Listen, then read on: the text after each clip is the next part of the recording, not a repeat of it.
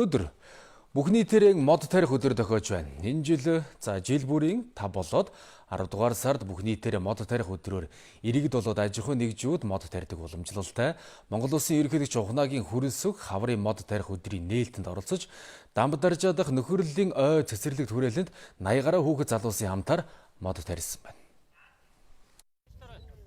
Ойн газрын харьяа нөхөрлөлийн ой нэртэй 40 га газартай энэ цэцэрлэгт хүрээлэнд Монгол оронд ургадаг төрөл бүрийн модыг ургуулж судалгаа шинжилгээ хийдгээ. Өнөөдөр энд хүүхэд залуучууд 6 төрлийн навчит болон шилмүүст 3,000 мод суулгаж Монгол орны уур амьсгалын өөрчлөлт, цөлжилт, шар шороон шуурга, хөрсний доройтлоос үүдэлтэй сөрөг нөлөөллийг бууруулахад гар бие оролцлоо. Багада эмээтэйгээ мод тарьжсэн болоод энд яриа гайгүй. Тэг яриа дөртөө. Бусад хүмүүсийг бол дөртөө хоёр найзтай ингэж зааж өгөх маягаар ингэж. Энэ бол гацуур. За ихэнх нь мэдж байгаа зүнээ дөрөвлөртөө Монгол улс шиг юм нөхцөлд бол хамгийн тохиромжтой мод гэж хүмүүсээс ер нь сонсч ийсэн. Монголчуудаа гэж хэлгээд хашаандаа ядаж нэг мод тарьж байгаарай л гэж хэл. Өмнө ерөөсөө мод тарья гэж бодож исэн гэхдээ чаддгүйсэн бохгүй юу. Тэгээ одоо л яг гоё ингээд мод тарих боломж гарч ирээд амар баярлж. Мод тарьснаар Монгол улс маань илүү гоё цэвэр агаартай. Тэгээ дээрэс нь үзэмжинд гоё болох хаа.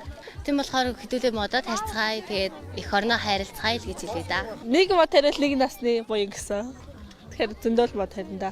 Айл болгоо нэг мод тариад тэгээ ингээд агаарт одоо ингээд дэлхийд хэрэгтэй ингээд цэвэр агаараа гаргаж өгөөд бас ингээд өөр хөвгттэй ч гэсэн ингээд цэвэр агаар бэлгэхийн төлөө ингээд заавал бүгдээрээ мод тарих хэрэгтэй. Хөрснийхөө шороноос нөхрөөгөө хийгээд тэгээд модоо тавиад тэгээд дээрээс нь бордоогоо хийгээд тэгээд дахиад хөрснийхөө шороог хийгээд тэгээд модоо сулсныхаа дараа дээрээс нь услана. Нэг юм хөө процессор мод тарьчихвал. Цөлжилт маш их явж байгаагаас бас мод тарьсан айгуу зөв гэж бодож байгаа. Услага хийхийн тулд газрын хөрснөөсөө доош нэг 10 см орчим зай. Энд бол усны тогоо үүсэж байгаа. Ингээд сайхан игт суулгаад хөрсөө сайхан жигд гიშгсний дараа услаад өгчүүл мод маань одоо маш сайн тижээлээ аваад их сургах боломжтой байгаа.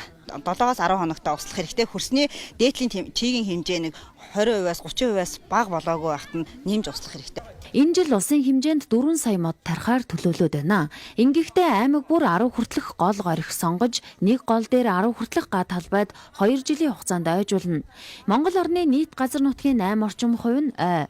Цаашид Монгол орны газар нутгийн 50 орчим хувийг ойжуулж чадвал ая тухтай амьдрах экосистем бүрдэнэ. Мод тарьж ургуулах нь цөлжилттэй тэмцэх хамгийн сайн арга гэдгийг Монгол Улсын ерөнхийлөгч онцолсон юм а.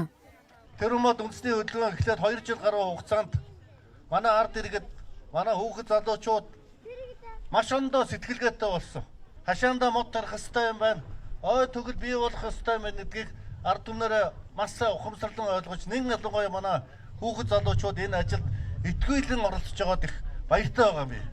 Үрээр модчсон мөчрөөр ногоо мөчрөөр үржүүлж байгаа. Жилийн туршид өрн мод үржүүлэх арга хэмжээ маань ингээ байнга тогтвортой явж идэг. За одоо манай холбооноос буюу одоо мэрэгжлийн мод үржүүлэгчид ямар одоо юу санаачлаг гаргаж байгаа вэ гэхээр модыг бол зүгээр хавар намар тариад орхидог жишээ жилийн туршид мод тарихын соёлд суралцгаая гэдэг асуудал руу бид нэр уриалж байна. 8 цэцэрлэгт хүрээлэнд иргэд маань өөрсдийн хүслээр очиж одоо өөрийн хамгийн ойрхон гэсэн байр дээр очиод мод тарих болцоотой.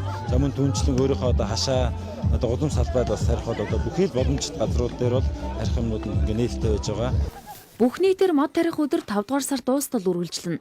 Энэ хугацаанд нийслэл хотын 8 байршилд 300 гаруй байгууллага мод тарина. Цаашид айл өрөх байгууллага аж ахуйн нэгж бүр өөрийн хашаа, газар, нийтийн эзэмшлийн зам талбайд мод тарьж ургуулan орчноо ногооруулж, эрүүл орчинд амьдарч ажиллахын төлөө сэтгэл зүтгэлтэй оролцохыг уриалсан юм а.